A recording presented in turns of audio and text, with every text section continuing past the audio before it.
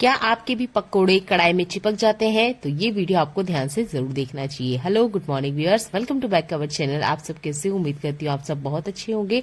आज की वीडियो आपको एंड तक देखना चाहिए। बहुत ही स्पेशल हैक मैं आपको बताने वाली हूँ जो आपकी लाइफ की बहुत सारी समस्याओं पर हल कर देंगे। वीडियो को एंड तक जरूर वॉच कीजिएगा। देख लेते हैं पहला यूजफुल टिप। पहला यूजफुल टिप मेरा पकोड़े से जुड़ा हुआ है। क्या आपके पकोड़े भी ठीक से नहीं बनते हैं और कढ़ाई में चिपक जाते हैं? तो ये हैक आपको बहुत ज्यादा पसंद आने वाला है। तो यहाँ पे फ्राई कर रही हूँ फिश, और ये देखिए अभी अभी मैंने इसे तेल में डाला है और ये ना कढ़ाई से चिपक नहीं रही है। अब आप सोच रहे होंगे ये कैसे हो सकता है, हम तो जब भी कुछ फ्राई करते हैं तो वो कढ़ाई से चिपक ही जाता है। तो यहाँ पर मैं इसे निकाल के आपको दिखा रही हूँ। तो पहले आप ये देख लीजिए कि ये कढ़ाई से बिल्कुल भी नहीं चिपक रहा है। तो यहाँ पर एक स्पेशल ट्रिक है जो कि मैंने लगाई है। ये मेरा पर्सनल एक्सपीरियंस है, तो इसे आप जरूर करके देखिएगा। आपने जब भी कुछ फ्राई करना है कोशिश कीजिएगा आपने एल्यूमिनियम की कढ़ाई यूज नहीं करनी है, आपने यूज करनी है लोहे की कढ़ाई। लोहे की कढ़ाई में आप कुछ भी फ्राई कीजिए, स्पेशली जो पकोड़ा होता है या जो फिश होती है ये बिल्कुल भी कढ़ाई में नहीं चिपकती है। ये दो मैंने पहले ही मैं न्यू कढ़ाई लेकर आई हूँ। लोहे की है इसलिए इसका कलर ऐसा है, पर ये बहुत ज्यादा काम आती है जब भी मुझे पकोड़ा फ्राई करना होता है। बिल्कुल भी नहीं चिपकता है और जो तेल है वो भी बहुत कम लगता है। इतने से तेल में मैंने लगभग 2 केजी फिश को फ्राई किया है, क्योंकि फिश में भी ऑलरेडी तेल होता है। ये बहुत ही कमाल का हैक है जो कि बहुत सारे लोग आपको नहीं बताए होंगे। क्या ये ट्रिक आपने अप्लाई करके देखिए?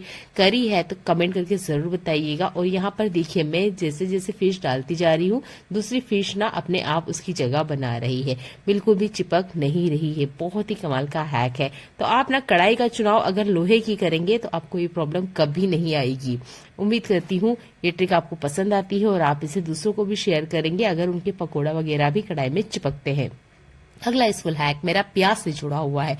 जब भी हम प्याज को छीलते हैं तो प्याज को छिलते छिलते या प्याज पूरा काट लेते हैं, उसके बाद में हमारे हाथों में से बहुत ज्यादा ना बैड स्मेल आती है। अब हम बर्तन लिक्विड से हाथ धोएं या हैंड वॉश से धोएं या साबुन से धोएं, वो स्मेल ना जाने का नाम नहीं लेती है।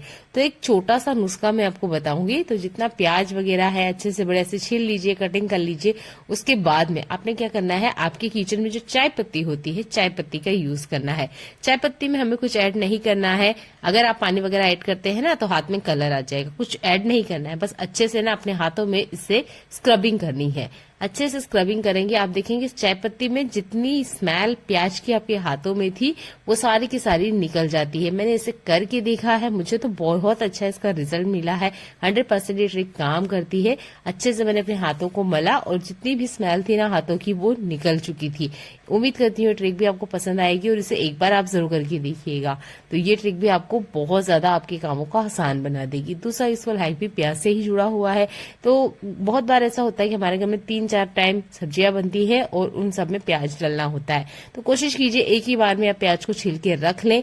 और पानी वाली ट्रिक मैंने पहले बताई थी, तो इससे क्या होता है कि जो प्याज का स्वाद है वो खत्म हो जाता है। तो कोशिश कीजिएगा पानी में ना डिप करते हुए आप किचन डस्टर को ही इसमें डिप कर दीजिए। इसे अच्छे से हमने गीला करना है। इसके बाद में निचोड़ के इसका पानी निकाल देना है, एक्स्ट्रा जितना भी है। और जो ये प्याज हमने छिलका उतार के रखा है इस किचन डस्टर के अंदर आप रख दीजिए। जब आप सब्जी कटिंग करते हैं या आटा लगाते हैं उसके बीच में जो टाइम होता है उस टाइम इस ट्रिक को यूज करके देखिएगा। प्याज आपकी आंखों में बिल्कुल नहीं लगने वाला है। और दिन भर में अगर 3-4 बार सब्जी बनती है और प्याज बार बार डालने का काम होता है, यानी कि प्याज की ही सब्जी में बेसिक मसाला बनता है, तब तो आपने दिन भर के जितने प्याज है या जितनी बार की आपकी सब्जी बनती है पूरे प्याज कटिंग करके इस तरीके से किचन डस्टर में रख सकते हैं। इससे प्याज खराब भी नहीं होते हैं और किचन में प्याज की वजह से किसी तरह की कोई बैड स्मेल भी नहीं आती है। ये बहुत ही कमाल का हैक है, जरूर यूज करके देखिएगा। इसे कटिंग करते वक्त बिल्कुल भी आंखों में से आंसू नहीं आने वाले हैं। मुझे तो बहुत अच्छा ये ट्रिक लगा है, एक बार आप भी जरूर करके देखिएगा। अगला यूजफुल हैक मेरा चिमटे से जुड़ा हुआ है। चिमटे से हम रोटी पकाते हैं, पराठा पकाते हैं, पर इसके ऊपर ना हम ध्यान नहीं देते हैं। तो देखिए बहुत बार क्या होता है इस चिमटे में ना चिकनाहट आ जाती है। हम नॉर्मल बर्तन लिक्विड से तो इसे क्लीन करते हैं, उसके बाद में इसकी जो चिकनाहट है वो बिल्कुल नहीं जाती है। तो आप यूज कर सकते हैं नींबू का। तो मेरे पास एक पुराना नींबू था जिसका कवर आप देख सकते हैं कि लगभग सूख चुका है, पर इसके अंदर ना जूस काफी सारा था, तो मैंने इसे नहीं फेंका और इसका मैं इस तरीके से यूज कर रही हूँ। तो आपके पास अगर फ्रेश नींबू है तो उसका भी आप यूज कर सकते हैं, या नींबू का जूस निकाल लीजिए, उसका जो छिलका बचता है उसका भी यूज कर सकते हैं। और अच्छे से ना इस चिमटे को स्क्रबिंग करनी है। इससे क्या होगा, इसके आसपास की जितनी भी चिकनाहट है ना बहुत आसानी से निकल जाएगी। अगर चिमटे में बहुत ही ज्यादा चिकनाहट है तब तो आप ना इसके साथ थोड़ा सा मीठा सोडा भी ऐड कर सकते हैं, उससे जितनी भी चिकनाहट है बहुत आसानी से निकल जाती है। तो हफ्ते में एक बार आपने इस तरीके से नींबू से इसको अच्छे से स्क्रबिंग करनी है। कभी भी आपका चिमटा खराब नहीं होगा और चिकनाहट की वजह से तो बिल्कुल भी नहीं। तो उम्मीद करती हूँ ये वाला ट्रिक भी आपको बहुत ज्यादा पसंद आता है। देख लेते हैं आज के अगले यूजफुल हैक। मिक्सर का यूज हमारे डेली लाइफ में बहुत ज्यादा होता है, कभी कभार 3 से 4 बार ही चल देता है, तो हर टाइम हम इसकी क्लीनिंग कर पाए पॉसिबल नहीं होता है। लगभग 2 दिन से मैं भी इसको क्लीन नहीं की हूँ, तो सोचा मैं ये ट्रिक आपके साथ शेयर करूं। अगर आपको पसंद आता है तो आप दूसरों के साथ शेयर कीजिएगा। तो यहाँ पर मैं 2 ट्रिक बताऊंगी, दोनों में से जो आपको अच्छा लगता है उसको आप यूज कर सकते हैं। एक है हार्पिक वाली। देखिए हार्पिक किसी भी तरह की जो प्लास्टिक सरफेस होती है उसको साफ करने के लिए सबसे ज्यादा काम करता है। तो यहाँ बस आप जैसे ही हार्पिक डालेंगे ना, वेट करने की बिल्कुल जरूरत नहीं है कि 1-2 मिनट हमने वेट करना है, हाथों हाथ ही आप क्लीनिंग कर सकते हैं। प्लास्टिक सरफेस के लिए ये सबसे बेस्ट है। बस खाने के पानी के दाग को बहुत आसानी से निकाल देता है। तो बस मैंने इसे डाला, पुराना सा एक टूथब्रश लेना है और अच्छे से स्क्रबिंग कर देनी है, हाथों हाथ ही क्लीनिंग हो जाती है। तो इससे आप बहुत सारी क्लीनिंग कर सकते हैं। एक हार्पिक की छोटी सी बोतल आप किचन में जरूर रख लीजिएगा, जिससे आप किचन के ही जो प्लास्टिक के बर्तन हैं उनको अच्छे से क्लीन करें, जो कि चिकने हो जाते हैं तेल की वजह से और निकलने का नाम नहीं लेता है, बहुत सारे बर्तन लिक्विड हमारा खर्च होता है। तब ना आप हार्पिक का यूज कर सकते हैं, किसी तरीके से कोई खराब चीज नहीं है, ये एक क्लीनर ही है। बस यूज इसका टॉयलेट में किया जाता है इसलिए सुनने में बुरा लगता है। तो यहाँ पर मैंने हार्पिक को यूज करते हुए अच्छे से मिक्सर जार को क्लीन कर लिया है। आप हार्पिक का यूज नहीं करना चाहते हैं तो दूसरा तरीका है यहाँ पर शैम्पू। शैम्पू हर घर में होता है, तो हमेशा ना मैं 1 रुपए वाले शैम्पू घर में एक्स्ट्रा ही रखती हूँ ताकि इस तरह की क्लीनिंग में ये काम आए। तो शैम्पू लेना है और इसमें ना कुछ ऐड नहीं करना है, यानी पानी वगैरह ऐड नहीं करना है, क्योंकि हम इसे इलेक्ट्रॉनिक अप्लायंस के ऊपर यूज करने वाले हैं। अगर थोड़ा बहुत भी पानी हुआ ना तो आपके जो अप्लायंस है खराब हो सकते हैं। इससे अब आपने इसकी सरफेस को क्लीन करना है। तो यहाँ पर आप चाहे तो ब्रश का यूज कीजिए या फिर यहाँ पर ग्रीन स्क्रब का भी यूज कर सकते हैं अगर बहुत ज्यादा इसमें डार्क स्टैन है। तो इससे भी ना बढ़िया से क्लीनिंग हो जाती है, खुशबू भी बहुत बढ़िया आती है। इसकी जो वायर वगैरह है अगर ये भी गंदे हैं तो इसके लिए भी आप शैम्पू का यूज कर सकते हैं। ये भी बहुत यूजफुल ट्रिक है। शैम्पू का सिर्फ बालों में ही यूज नहीं होता है, प्लास्टिक सरफेस को भी आप बहुत अच्छे से क्लीन कर सकते हैं। तो उम्मीद करती हूँ ये वाला ट्रिक भी आपको पसंद आया होगा। चार्जर के वायर हुए या इस तरीके से मिक्सर के वायर हुए, कोई वायर वगैरह भी बहुत ज्यादा ना गंदे हो जाते हैं जब हम इसे बार बार टच करते हैं। तो यहाँ पर 2 ट्रिक मैंने बताई है आपको, एक शैम्पू वाली, एक हार्पिक वाली। जो अच्छा लगता है आप उसका यूज कीजिएगा और मुझे कमेंट करके जरूर बताइएगा। अगला यूजफुल हैक मेरा बाथरूम में यूज होने वाले इन मग्गे से जुड़ा हुआ है। तो ये जो मग्गे वगैरह होते हैं ना, जब हम इसे डेली लाइफ में यूज करते हैं तो हम इसे कितना भी क्लीन कर ले उसके बाद भी इसमें पानी के कुछ दाग ऐसे आ जाते हैं। बार बार इसे टच करते हैं तो आपने देखा होगा काले काले से ना दाग इसके ऊपर आ जाते हैं। ये हार्ड वाटर के स्टैंड होते हैं जो कि आसानी से नहीं निकलते हैं। यहाँ पे भी क्लीन करने के मैं 2 ही तरीके आपको बताऊंगी, दोनों में से जो आपको अच्छा लगता है आप उसे कर सकते हैं। तो पहला यूज है यहाँ पर हार्पिक का। तो हार्पिक को जैसे ही आप डालेंगे देखना ये बहुत जल्दी से ना सरफेस पे फैल जाता है। तो एक तो हार्पिक महंगा भी आता है, तो आपके पास बिल्कुल चॉइस है, आप हार्पिक का यूज करें या ना करें। तो अब बस इसके साथ यही है कि इसे डालते ही आपने छोड़ना नहीं है, हाथों हाथ ही क्लीनिंग करते जाइए। बहुत ही आसानी से आपको रिजल्ट मिलेगा और सबसे अच्छा रिजल्ट मिलता है हार्पिक का प्लास्टिक की सरफेस के लिए। तो मुझे तो ये पर्सनल एक्सपीरियंस है, एक बार जरूर करके देखिएगा। तो मैंने इसे जैसे जैसे क्लीन किया, इसके जितने दाग धब्बे थे हाथों हाथ ही क्लीन हो गए थे अच्छे से। बढ़िया से इसको क्लीन करके मैं आपको दिखा रही हूँ, इसके ऊपर जितने भी दाग धब्बे हैं वो सारे के सारे ना निकल चुके हैं। अब दूसरा तरीका मैं आपको बता रही हूँ, उसको भी आप एक बार यूज करके देखिएगा। तो देखिए, जब हम हार्पिक का यूज करते हैं ना तो हाथों का बिल्कुल यूज नहीं करना है। हो सके तो ग्लव्स को पहनिए या कोशिश कीजिए कि ना के बराबर आप हार्पिक को टच करें। यह है हार्पिक को यूज करने का तरीका। दूसरा तरीका है आपका शैम्पू। यहाँ पे भी मैंने 1 रुपए वाला शैम्पू ही लिया है। बस इसे यूज करते वक्त आपने अपने हाथों का यूज करना होगा। यहाँ पर चाहिए हमें स्क्रबर, स्टील स्क्रबर मत यूज कीजिएगा, इस तरह का जो ग्रीन स्क्रबर है इसका यूज कीजिएगा। अच्छे से इसको जैसे हम बर्तन साफ करते हैं उस तरीके से साफ कीजिएगा। जितने भी स्टैंड है बहुत आसानी से निकल जाते हैं, क्योंकि शैम्पू हमारे बाथरूम में होता ही है, तो आप ना शैम्पू का यूज कर सकते हैं। मैंने बाथरूम से बाहर निकल के आपको कोई क्लीनिंग का तरीका नहीं बताया है। बाथरूम में जो रखी हुई चीजें हैं उसी से पानी के मग्गे को क्लीन करना बताया है। पानी की जो बाल्टी है, पटा है, आप उसको अच्छे से क्लीन कर सकते हैं।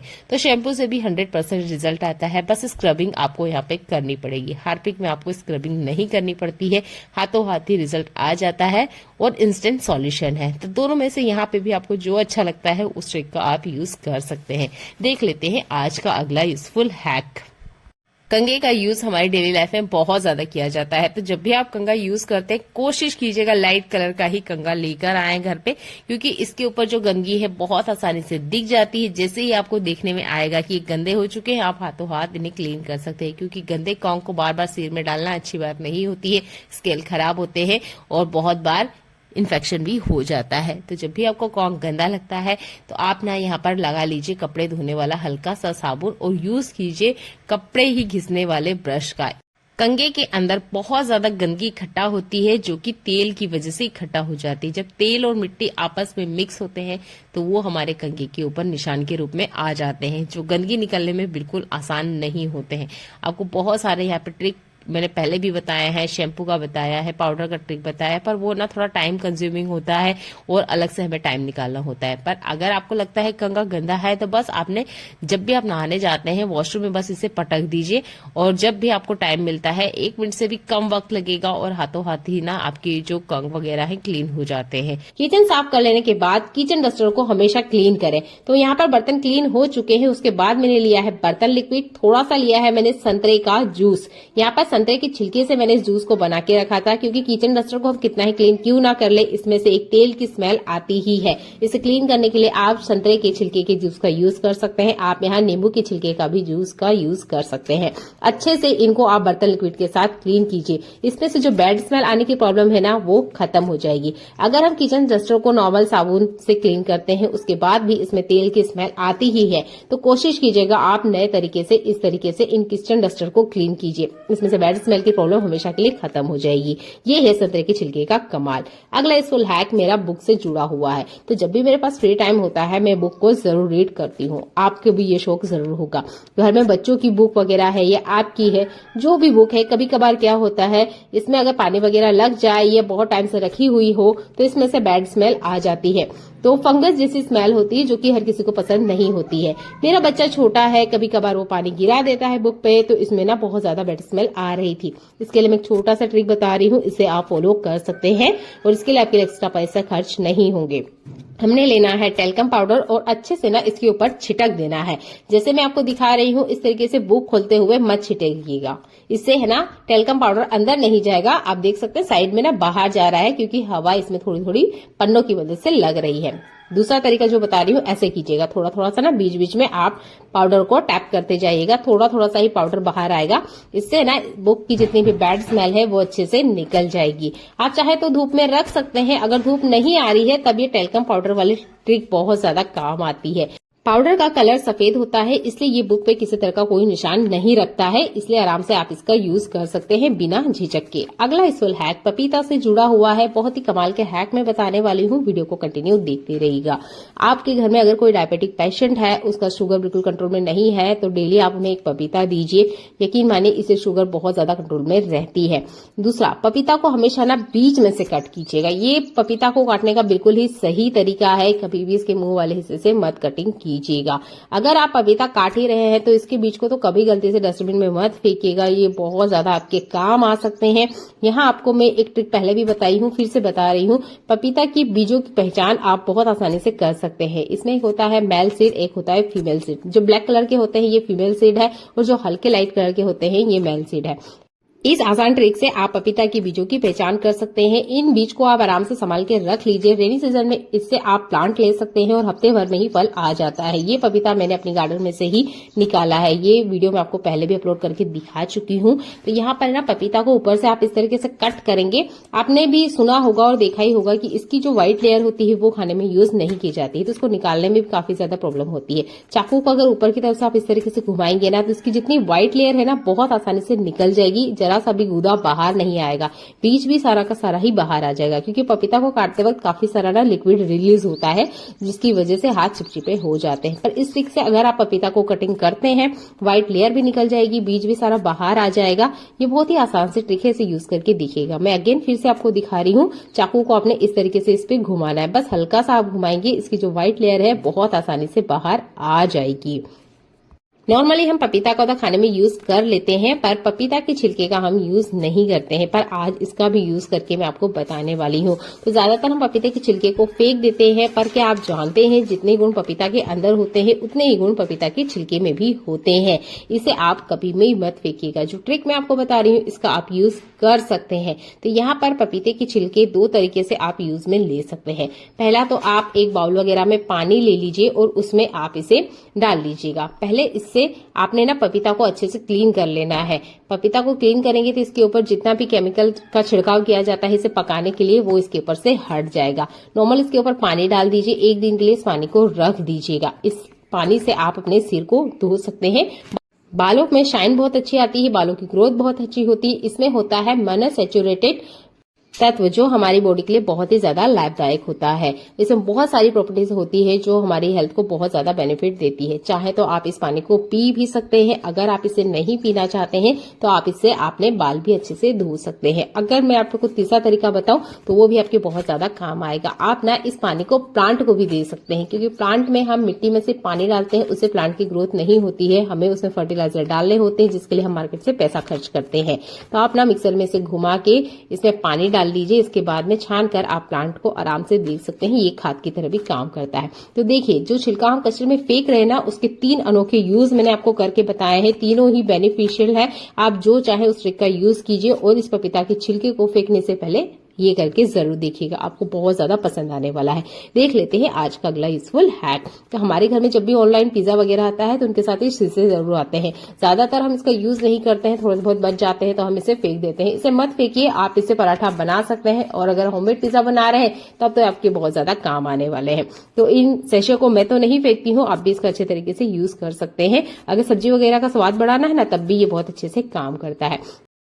इस तरीके के कोई कंटेनर वगैरह आप ले लीजिए, ट्रांसपेरेंट है तो और अच्छी बात है, आप आसानी से इसे देख पाएंगे। ये खराब नहीं होते हैं, इन पे एक्सपायरी डेट पहले से लिखी होती है, तो एक्सपायरी डेट के अनुसार आप इसका यूज कर लीजिएगा। बहुत ही यूजफुल ट्रिक है। शीशे को फेंकने से पहले एक बार इस ट्रिक को भी यूज करके देखिएगा।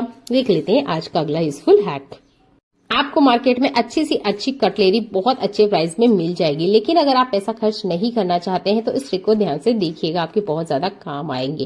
तो आप ना ले लीजिए एक टिश्यू पेपर को और हमेशा इस तरीके के होल्डर में बेस में लगा के रखिएगा। इससे जो बेस है वो क्लीन रहता है, साफ सुथरा रहता है, बार बार आपको क्लीन करने की जरूरत नहीं होगी। अच्छा, यहाँ पर आप ना एक रबड़ का यूज कर सकते हैं। आपके पास मिठाई के डिब्बे वाला रबड़ है तो बहुत अच्छी बात है, मेरे पास नहीं था इसलिए फिलहाल में मैं बालों का जो रबड़ है ना उसी का यूज करके दिखा रही हूँ। तो इस तरीके से आप ना सेक्शन बना सकते हैं। आप चाहे तो 2 रबड़ लगा के यहाँ पर 4 सेक्शन भी बना सकते हैं। इसमें आप अपनी चम्मचों को आराम से रख सकते हैं, अगर कांटे की चम्मच रखते हैं तो वो भी रख सकते हैं, और चाकू वगैरह रखते हैं तब भी आप आसानी से इस तरीके से रख सकते हैं। तो एक रबड़ से आप इस तरीके के बॉक्सेस को 2-3 पार्ट में डिवाइड कर सकते हैं और अपनी कटलेरी को आसानी से रख सकते हैं। ये बिना पैसा खर्च किए हुए घरेलू जुगाड़ है, चाहे तो आप अपना सकते हैं पेन होल्डर की तरह भी। अगला यूजफुल हैक इस तरह की बोतल से जुड़ी हुई है। जब हम लोग कहीं बाहर जा रहे होते हैं ना तो शैम्पू वगैरह हमारा साथ लेके चलते हैं।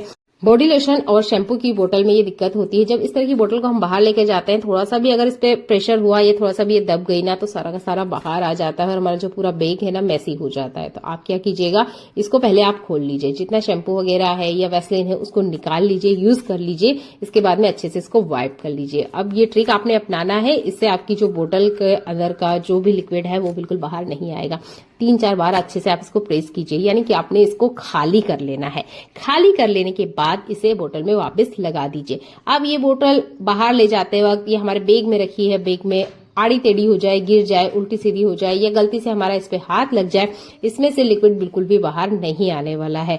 बहुत ही आसान सा ट्रिक है, उन लोगों के लिए तो बहुत ज्यादा काम आएगा जो इस तरह की बोतल कैरी करके अपने साथ में चलते हैं, क्योंकि इस तरह के प्रोडक्ट बार बार हम खरीद पाए पॉसिबल नहीं हो पाते हैं, महंगे भी आते हैं। तो इस तरह के प्रोडक्ट हमेशा हम हमारे साथ में लेके चलते हैं। देखिए मैंने प्रेस किया, हल्का सा नाम मात्र आया, शायद इसमें थोड़ा बहुत रह गया था, तो देखिए इस तरीके से बहुत कम क्वांटिटी में या ना के बराबर ही आता है। तो इस तरह की बोतल को अगली बार अपने साथ ले जाने से पहले इस ट्रिक को जरूर यूज करके देखिएगा। कमाल का हैक मुझे लगा है, आप भी इसे अपनाकर अपने बहुत सारे पैसों की बचत कर सकते हैं।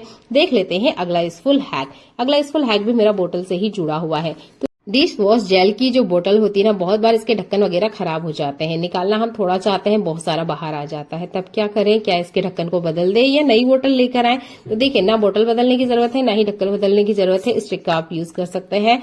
तो यहाँ पर ले लीजिए आप पॉली बैग को, इस तरीके से छोटा सा सर्कल आपने यहाँ पर कट करना है और इसको ना आपने कट करते हुए बोतल के ऊपर अच्छे से लगा देना है। इसे अगर आप कहीं बाहर लेके जा रहे हैं तब तो आप इसी तरीके से लगा लीजिए, आराम से आप बोतल्स को बाहर लेके जा सकते हैं। ये भी ट्रेवलिंग का ही एक छोटा सा ट्रिक है जिसको आप यूज कर सकते हैं। तो यहाँ पर आप एक रबड़ लगा लीजिए, जो नॉर्मल रबड़ हम बाल वगैरह में लगाते हैं ना, यही वाला रबड़ लगा लीजिए।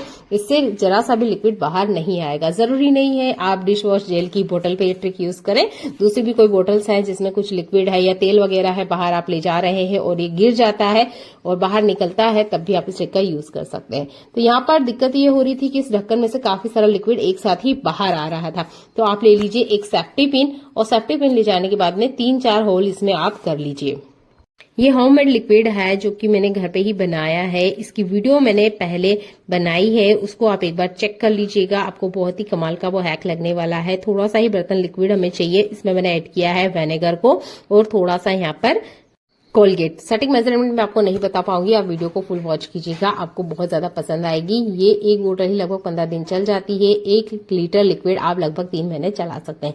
साइड के कॉर्नर इस तरीके से कट कर लीजिए। अगर आपको देखने में अच्छा नहीं लगता है तो इस तरीके से ना इस लिक्विड में से ज्यादा आ रहे लिक्विड को आप कम कर सकते हैं बिना इस बोतल को बदले हुए। सबसे पहले आप पापड़ बना लीजिए, उसके बाद में इसे फैला दीजिए, जितना हो सके फैला दीजिए। अगर नहीं होता है तो 1-2 घंटे बाद अगर आप इसे इस तरीके से खोलते हैं ना, तो बहुत आसानी से ये खुल के फैल जाती है। बहुत बार क्या होता है, नॉर्मली यही कहा जाता है कि जैसे ही पापड़ पक जाए उसके बाद में ही हाथों हाथ इसे फैला देना। जरूरी नहीं है, अगर आप 2 घंटे बाद भी ये काम करते हैं ना तो ये पापड़ आसानी से खुल जाती है। लगभग 2 घंटे पहले मैंने इन पापड़ों को डाला था धूप में, पर अकेली महिला के लिए काम करना बहुत ज्यादा मुश्किल भरा हो जाता है कि एक एक पापड़ को खोलना और फिर उन्हें धूप में फैलाना। तो आप इस तरीके से ना थोड़ा सा घना भी रख सकते हैं, कोई दिक्कत नहीं है, आराम से पापड़ बाद में भी खुल जाता है। लगभग 2 घंटे बाद मैंने इन पापड़ों को खोला ना, तो देखिए एक ही हाथ से मैं खोल के दिखा रही हूँ, डबल हाथ का मैंने यूज भी नहीं किया है, और देखिए बहुत आसानी से ना पापड़ खुल जाते हैं। तो ऐसा नहीं है कि इस काम को करते हुए हाई करें, आराम से भी ये काम हो जाते हैं, जैसे कि मैं आपको करके दिखा रही हूँ।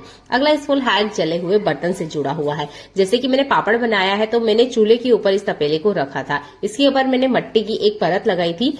जब भी आप अपना बर्तन चूल्हे के ऊपर रखते हैं, एक मिट्टी का लेप लगाएं, इससे बर्तन जलते नहीं है। और इसे क्लीन करने से पहले अगर आप ये ट्रिक अपनाते हैं तो आपके हाथ काले बिल्कुल नहीं होंगे और जो बर्तन है ना बहुत आसानी से क्लीन भी हो जाएगा। देखने में लगेगा कि इसमें बहुत सारा हमारा बर्तन लिक्विड जाने वाला है, पर बिल्कुल नाम मात्र का बर्तन लिक्विड जाएगा और जो बर्तन है ना अच्छे से क्लीन हो जाएगा। तो सबसे पहले आप इसके ऊपर पानी डाल दीजिए। अच्छे से ऊपर जितनी मिट्टी है वो तो निकल ही जाती है, पर जो मिट्टी जल गई है या नीचे वाला जो तला होता है ये नहीं निकलता है। साइड की जो कॉर्नर्स है ना ये अच्छे से निकल जाते हैं। अगर मैं यहाँ मिट्टी नहीं लगाती तो पानी डालने पर ये जो कालापन है ये बिल्कुल भी नहीं निकलता। तो इस तरीके से ना आप मिट्टी का लेप जरूर लगाएं। तो यहाँ पर मैंने पानी डाला और लगभग 50% जो सफाई है वो तपेले की हो चुकी है। इसके बाद भी ना काफी ज्यादा काला है। अच्छा, इसे साफ करते वक्त हमेशा हैंड ग्लव्स पहने। मेरे पास अभी हैंड ग्लव्स नहीं है, पर उसके बाद भी ना मेरे हाथों में दाग भी नहीं लगेंगे और जो बर्तन है ना अच्छे से क्लीन हो जाएगा। बहुत ही यूजफुल हैक है, आपके बहुत ज्यादा काम आने वाला है।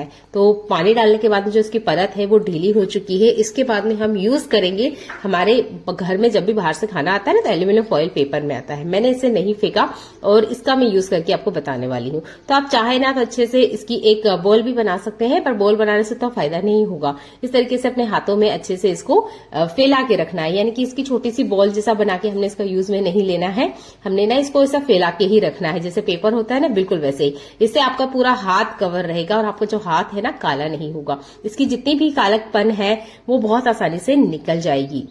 तो यहाँ पर मैं थोड़ा सा दिखा रही हूँ, ये देखिए इतना कालापन अगर आपके हाथों में आएगा ना तो यकीन मानिए उसे छुटाना भी बहुत बड़ा मुश्किल भरा काम हो जाता है। तो काले बर्तन को साफ करने के लिए आप एल्यूमिनियम फॉइल पेपर का यूज करते हैं तो आपकी जो बर्तन है अच्छे से चमक जाते हैं। जो इसकी परत है वो एल्यूमिनियम फॉइल पेपर से टकराते हुए बहुत आसानी से निकल जाती है। जूना और ग्रीन स्क्रब का अगर हम यूज करते हैं तो वो खराब हो जाते हैं, यानी कि अगर उसमें कालिक लगी ना तो आप दूसरे बर्तन के लिए यूज नहीं कर सकते हैं। उसको क्लीन करने में भी काफी ज्यादा मेहनत जाती है।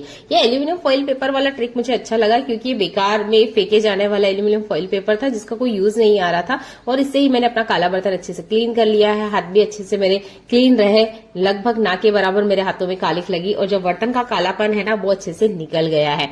तो जब भी आपको इस तरह का कोई बर्तन क्लीन करना हो ना तो एल्यूमिनियम फॉइल पेपर का यूज कीजिएगा। बस उसकी बॉल मत बनाइएगा, इस तरीके से ना पूरा खुला का खुला ही रखिएगा। अब देखिए ये लगभग 90% तो क्लीन हो चुका है, 10% नहीं हो रहा है। रीजन है उसका कि शायद कहीं पर मेरा हाथ नहीं लगा होगा, मिट्टी का जो लेप है वो अच्छे से नहीं लगा है। तो जिस हिस्से में नहीं लगा है ना वो वाला हिस्सा थोड़ा सा ज्यादा ही जल गया है।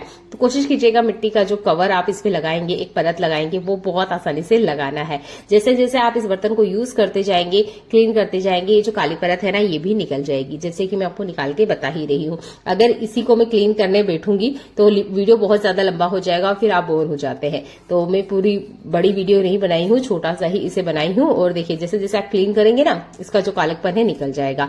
तो आप ना जब भी इसे क्लीन कर रहे हैं, जैसे ऐसा कोई काला बर्तन है, आपने ये ट्रिक स्टील के बर्तन के लिए भी यूज कर सकते हैं, पर एल्यूमिनियम बर्तन पे ये ज्यादा अच्छे से काम करती है। तो यहाँ पर मैंने थोड़ा सा जूना लिया है और इसमें थोड़ा सा बर्तन लिक्विड डाला है। जैसे ही मैंने स्क्रब किया ना तो ये जो काली परत है ना ये भी छूट रही थी। तो आई होप ये ट्रिक आपको पसंद आई होगी। पसंद आती है तो वीडियो को लाइक कर दीजिएगा, अच्छी लगती है तो शेयर कर दीजिएगा। ये ट्रिक उन महिलाओं को बहुत ज्यादा पसंद आने वाली है जो कभी कभार चूल्हे पे काम करती है और उनका जो बर्तन है ना खराब हो जाता है और बिल्कुल समझ नहीं आता है कि इसे कैसे क्लीन करें। तो इस ट्रिक को आप अपनाते हुए बर्तन को अच्छे से क्लीन कर सकते हैं। तो मैंने इसको ना थोड़ा थोड़ा ही स्क्रब करा और मैंने देखा कि जो छोटा मोटा सा जो टुकड़ा बच गया था ना ये भी कालिकपन के साथ ही बाहर आ रहा था। तो इस तरीके से ना ऐसा नहीं कि बर्तन क्लीन नहीं होते हैं, आसानी से हो जाते हैं। तो आप ना इस ट्रिक को जरूर यूज करके देखिएगा। ये देखिए जैसे जैसे मैंने इसे क्लीन किया, मैंने वापस एल्यूमिनियम फॉइल पेपर का यूज किया और ये देखिए काफी सारा जो कालेपन है ना वो निकल के बाहर आ रहा था।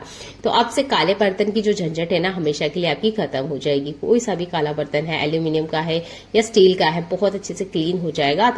बस चूल्हे पे रखने से पहले आप इसके ऊपर एक मिट्टी या राख की परत जरूर लगा दिया करें। इससे जो आपके बर्तन है ना अच्छे से साफ होंगे बाद में। ये तो बहुत ज्यादा प्रॉब्लम हो जाएगी, बर्तन क्लीन नहीं होगा। अगर नहीं होता है तो एल्यूमिनियम फॉइल पेपर है ही, इसको ट्रिक को आप अपनाइए और आपके बर्तन को अच्छे से आप क्लीन कर सकते हैं। आप देख सकते हैं बर्तन ना काफी हद तक साफ हो चुका है। बाद में से एक दो बार मैं और क्लीन करूंगी तो ये अच्छे से हो जाएगा। आई होप ये ट्रिक आपको पसंद आती है। देख लेते हैं आज का अगला यूजफुल हैक। पूड़ी खाना हर किसी को पसंद होता है, पर पूड़ी हमेशा प्लेन खाएं ये अच्छा नहीं लगता है। तो देखिए आज मैंने जो पूड़ी बनाई है ना आप देख सकते हैं वो हल्के से ना हरे कलर की है और इसमें ना मैंने कुछ एक्स्ट्रा ऐड नहीं करा है, पर घर में जो रखे हुए जो एक्स्ट्रा सब्जियां है ना उसी का ही यूज किया है। और जो पूड़ी है ना बहुत ज्यादा स्वादिष्ट बनके रेडी होती है। तो उस पूड़ी को बना के आप बच्चों को जरूर खिलाएं, बच्चों का इसका स्वाद भी बहुत ज्यादा पसंद आएगा। इसे बनाया कैसा है चलो ये देख लेते हैं। तो बहुत बार क्या होता है ना कि हमारा खाना थोड़ा सा बच जाता है। मेरे यहाँ तो सब्जियां अक्सर ही बच जाया करती है, क्योंकि अगर कम पड़े ना तो फिर से बनाने का काम बिल्कुल हमसे नहीं होता है कि एक ही काम को दोबारा करने जाए। पर सब्जी एक्स्ट्रा बच जाए तो इसका क्या करें। तो आप ले लीजिए मिक्सी का जार और इस सब्जी को ना आप मिक्सर में अच्छे से चला लीजिए। बस आपने इसमें कुछ एक्स्ट्रा ऐड नहीं करना है, क्योंकि सब्जी में ऑलरेडी पहले से मसाले होते हैं, ना पानी भी आपने ऐड नहीं करना है। बस नमक आपने आटे में मिलाना है। इसके बाद में जो पेस्ट बना के हमने रेडी किया है आपने इससे आटा लगाना है। ये आटा अगर आप पूड़ी के लिए लगा रहे हैं तो थोड़ा सा नरम लगाइएगा, मोइन लगाने की जरूरत नहीं है क्योंकि सब्जियों में ऑलरेडी तेल होता है। अगर आप इससे पराठा बनाते हैं तो थोड़ा सा हार्ड आटा लगाइएगा। आई होप ये ट्रिक आपको पसंद आती है और आप बची हुई सब्जियों का बहुत अच्छे से यूज कर पाएंगे। इससे जो पूड़ी पराठा आप बनाएंगे इतना ज्यादा स्वादिष्ट होता है कि आपको सब्जी की भी बिल्कुल जरूरत नहीं होगी। आप सूखा भी इसे खा सकते हैं, क्योंकि हर बार जब हम पूड़ी पराठा कुछ बनाते हैं ना तो उसके साथ सब्जी जरूर लगती है। इस आटे से बने पूड़ी पराठे आप ऐसे ही खा सकते हैं, बहुत ज्यादा स्वादिष्ट लगते हैं। देख लेते हैं अगला यूजफुल हैक। आपके घर में भी नेल कटर है तो इस ट्रिक को आपको ध्यान से देखना चाहिए। बहुत बार क्या होता है कि इस नेल कटर में ना जंग लग जाता है, जिसकी वजह से इसका यूज करने में बिल्कुल नहीं आता है। इसे अगर हम खोलते हैं तो पूरी तरीके से खराब हो जाता है। तो आप ना इसका जंग हटा सकते हैं बहुत ही आसान से तरीके से। तो हमारे घर में ना वैसलीन जरूर होती है। वैसलीन जंग को काटने के लिए काम करता है। तो आपने अच्छे से नेल कटर के ऊपर वैसलीन को लगा लेना है।